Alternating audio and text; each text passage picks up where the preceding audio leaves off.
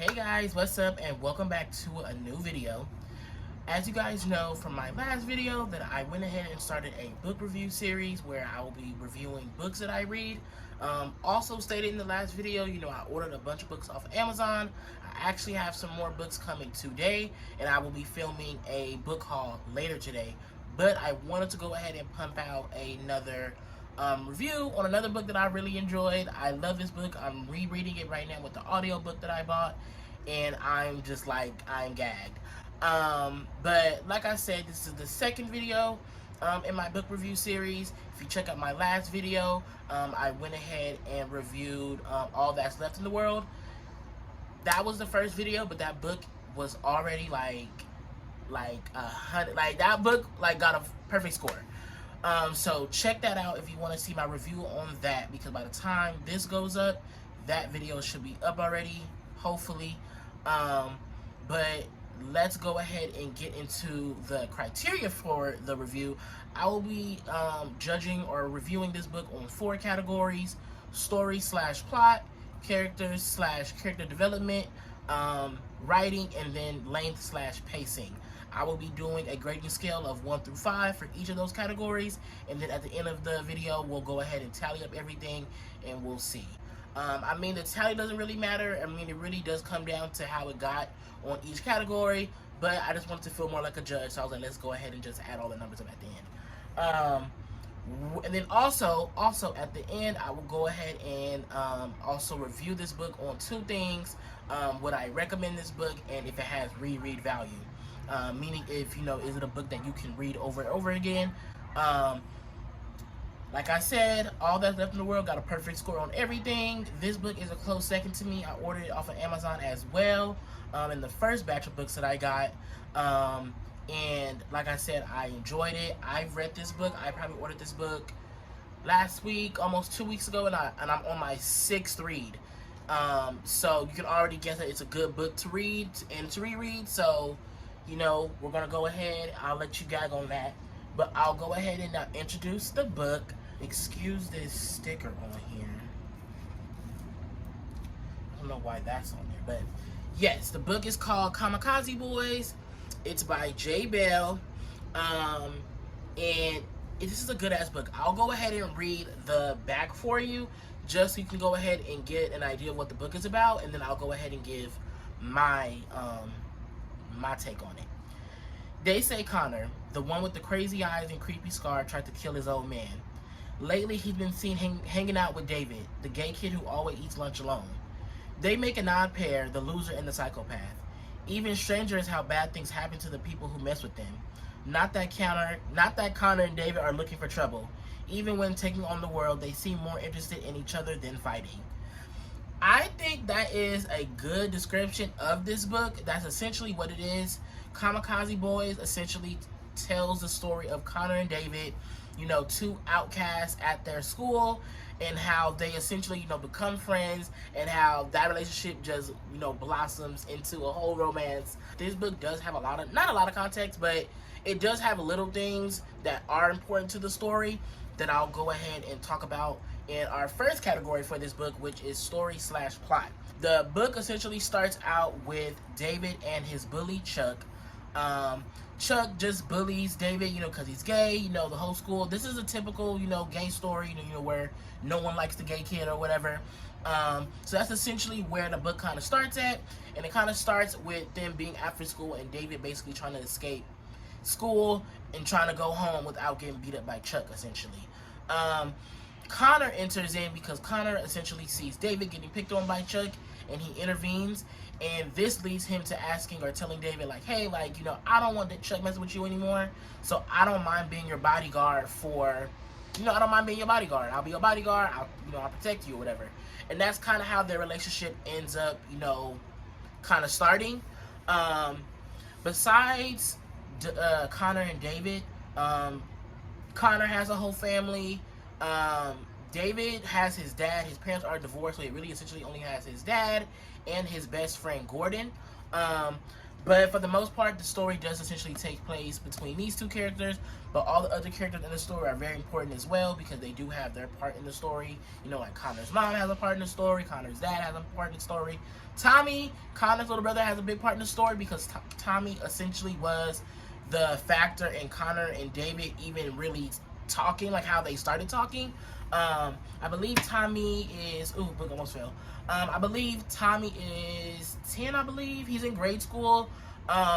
This story takes place in Kansas. And Connor is 19 and David is 16. He does turn 17 in the book. But I guess that's the consent limit in Kansas. But moving forward, this story, the plot is good. Like I said, it essentially takes part of their love, them going against Chuck, you know, Connor teaching David things. You know, him being older does play a part in that because he does show David how to be more confident, how to stand up for himself. Connor is David's first boyfriend, so you're essentially getting into the whole first love dynamic and how, you know, Connor, how David feels about, you know, loving Connor, loving him with all of his being, essentially. Even despite him being so young, like I said, he is 16 for the first half of the novel. So, you know, he's young. This is his first love, and like, thankfully in his favor, Connor loves him just as much. So it really is like a comforting story because you really do see, like I said, him meeting and falling in love with his first love and that love being reciprocated. They do get into a bit of trouble because, you know, Chuck does play a big part in the story, which leads to this whole big event at the end of the like later half of the book, ending of the book. I won't say too much, but it's definitely a gag, and you will get invested in these characters. So that ending kind of will shake you. But as far as the score goes, I give a 5. I give a 5 for story and plot. It's a good plot. Very keeps you on your toes. The lead up to them, you know, it's not really a slow burn. It does kind of take pretty quickly. But the way that it's written, which I get into more into the other category, but the way that it's written, it is a slow, gradual, you know, build up, but it's satisfying, and it really is explained and placed together well. Second category is going to go ahead and be character development / characters. Like I said, I love Connor and David. This is Connor right here. This is David right here, as it is on the cover right here.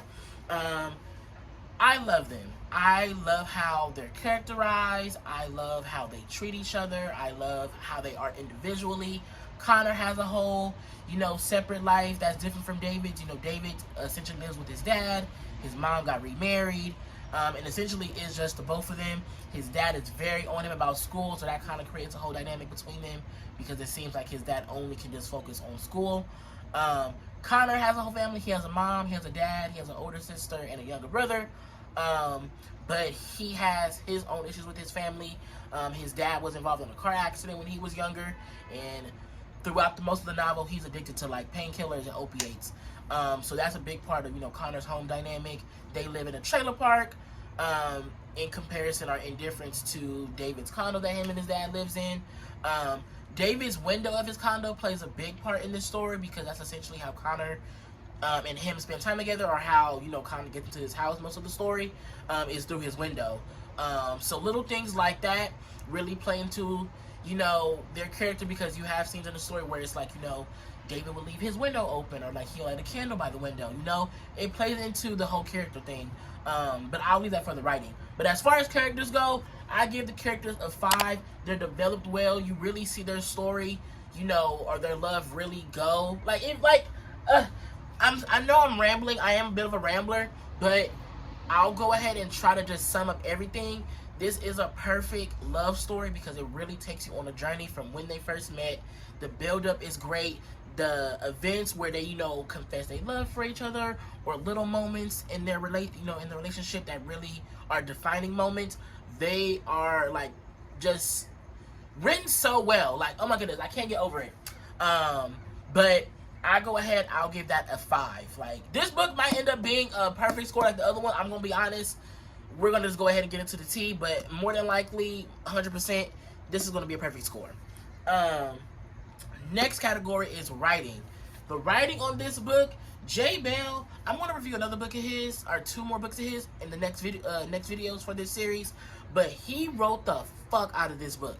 He wrote the fuck out of this book. The way that he uses imagery, the way that he writes, the scenes that he came up with are great scenes. Like, there are scenes in here where you really just laugh. Like, he really wrote every character to have a specific role in this story. So every character is really needed in this book. So that's really what I like about this story and how he wrote this book, is that every character, every event, everything that happens in this book leads into the next one and all makes sense in the story. I feel like if you were to take a scene out of this book, it would fuck up the whole story, because every scene, everything that's written in this book, everything that you read in this book is needed to me. And I feel like he wrote the fuck out of this book. He wrote the fuck out of this other book that I read. There's one other one that I read I don't really like about him, but I'll get into that in its own video. But the first book that I read from J Bell, he wrote the hell out of that book. And he wrote the fuck out of this one too. So I'm going to go ahead and give character writing a 5. I'm giving that a 5. We got 3 5s right here. We on our last category, which is going to go ahead and be length and pacing. This book in total is not long, honestly. This book is 313 pages. So this is an easy read. It's written like, it's not dragged out. You know how scenes get dragged out in books? That's one of my issues when I'm writing a story, that I drag out events. This book is not dragged out. It does move kind of quickly in terms like I think from Connor and David's first meeting to like their first kiss, it was like under a week. But like the way that it's written and the pacing of it, it all makes sense. The length and pacing of this book is very good. Like I said, it's only 313 pages. I read this book probably about a day, because like I said, I read on the bus. I read anytime that I have free time, and then I do stay up late at the end of the night and read. So I read books pretty quickly. So that's just a gag on that. But all in all, this is a great book. This is a close second book for me. In terms of read value, it does have high read value. Like I said, I read this book. I'm on my 6th read right now, and I ordered this book probably 2 weeks ago. As far as what I recommend this book, I think, unlike All That's Left in the World, which I feel like is where to apply, or everything about that book is a universal book and really can appeal to a bigger crowd, this is like a niche, like gay book. To read this book, this is a book about their love, essentially. In regards to All That's Left in the World, there's a bigger story. Like, you're reading more than about just the relationship. Like, the relationship does play a big part in the book.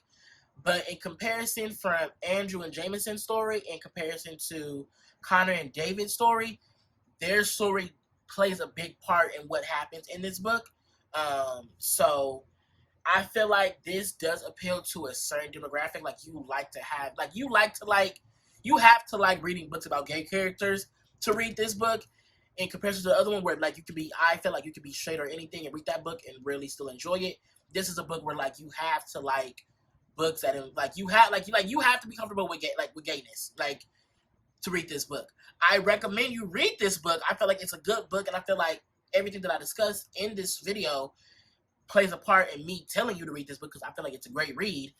But you just have to appreciate, you just have to just be open-minded to read this book. So I would recommend this book if you're a person like that, but if you're a person who has their taste and you're not really, looking to go outside of that, or like, you just know what you like, then I wouldn't recommend this book. But all in all, I recommend this book for everybody else. I'm gonna go ahead and also review 2 more books that J Bell wrote, but those are actually in a series, so that will go ahead and be a whole different book. I read the first, I didn't read the second book, but I read the third book, and I read the 4th book, and I'm gonna read the 3rd book. But I'll leave that for that whole other video. But I suggest that you guys pick up Kamikaze Boys. I ordered off Amazon, just like all my books. This is a great read. I think you guys will love Connor and David. I love them. I love their story. I love the ending. It's a great ending. I was satisfied. So I'll go ahead and leave you guys with that. Thanks for watching another book review video. I just got a text that my other books are here, so I'm going to go ahead and prepare for that and do my book haul. But thanks for watching this video, and I'll catch you guys in the next one.